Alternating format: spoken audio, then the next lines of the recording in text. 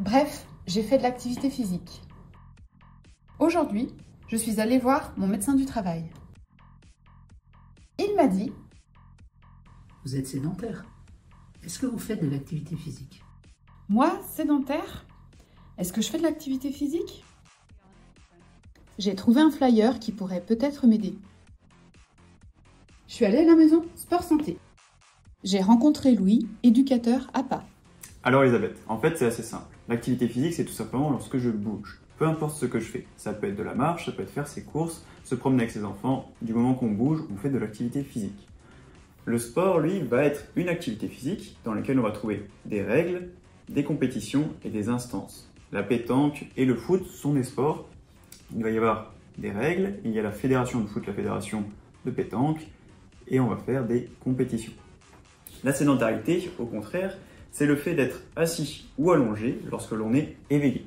À partir de 7 heures passées assis ou allongé dans la journée, on est considéré sédentaire et il y aura donc des impacts sur la santé.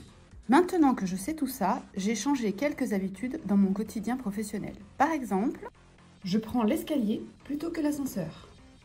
Super, elle a tout compris. Je vais voir mes collègues plutôt que de leur téléphoner. Alors, lorsqu'on parle de l'activité physique, on pense souvent dans un premier temps au sport.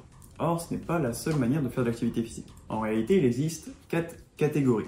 La première, c'est les loisirs, dans laquelle on retrouve justement le sport.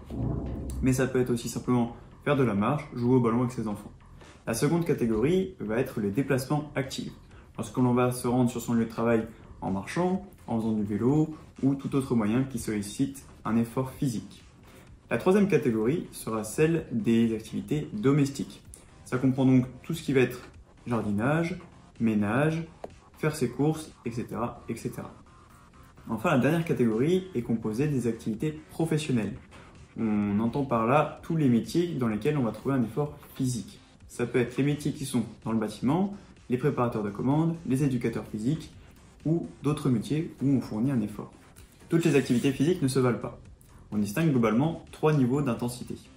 Le premier est l'activité physique d'intensité faible. Lorsque l'on marche simplement dans la rue, nous ne sommes ni essoufflés, notre cœur bat normalement et on peut tenir une conversation facilement. Le deuxième niveau est l'activité physique d'intensité modérée. Là, on va commencer à être un petit peu essoufflé, par exemple avec de la marche rapide, notre cœur va battre plus rapidement et on pourra tenir une conversation, mais on va commencer à avoir quelques difficultés. Ensuite, le dernier niveau, c'est l'activité physique d'intensité soutenue. Là, on parle par exemple de la course à pied. Notre cœur bat rapidement, on est relativement essoufflé, on a du mal à tenir une conversation et on va suer. Au niveau des recommandations sur l'activité physique, l'Organisation mondiale de la santé recommande de faire 30 minutes d'activité physique d'intensité modérée par jour en moyenne. Il est également conseillé de penser à varier ces types d'activités, c'est-à-dire de faire une activité d'endurance, comme la course ou la marche à pied, et une activité de renforcement musculaire, comme la musculation ou le pilate. Ah, d'accord. Et ça sert à quoi exactement?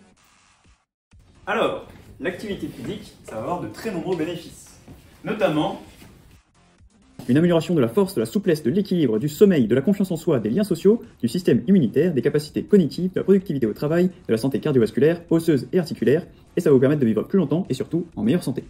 Pour terminer, quelques petits conseils. Tout d'abord, pensez à être progressif. Si vous n'avez jamais couru, n'essayez pas de faire un marathon en une semaine. Ensuite, faites-vous accompagner, à la fois par les professionnels de santé, mais aussi par les professionnels du sport, notamment si vous avez des pathologies ou des douleurs chroniques. Enfin, important aussi à savoir, chaque pas compte. C'est-à-dire que 30 minutes sont recommandées par jour, mais si vous avez uniquement le temps de faire 10 minutes, c'est déjà fantastique. Le moindre mouvement, le moindre effort physique va vous apporter des bienfaits sur votre santé. Si on devait conclure, on parlerait du plaisir. Le plus important au final, c'est de se faire plaisir lorsque l'on fait une activité physique. Peu importe l'activité que l'on fait, peu importe combien de temps on la fait, l'important c'est de prendre du plaisir, l'important c'est de bouger.